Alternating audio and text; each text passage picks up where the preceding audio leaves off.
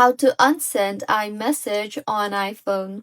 Hello everyone, I am Bishaka and welcome to our channel. Now let's get right into the tutorial.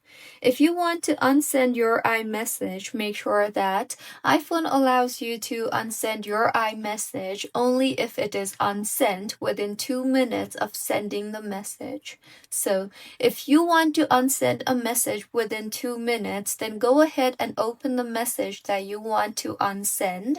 Once you have opened the conversation, tap hold on the message that you want to unsend, and in the menu that appears, you will see the undo send option there. So go ahead and tap on the undo send option, and with this, the message will disappear from both the phones. However, you will see a small note that says you unsent a message. So this is how you can unsend a message on iPhone. If you find this tutorial helpful, please like the video and do comment if you have any queries. Also, do subscribe to our channel for more helpful tutorials like this. See you on the next one.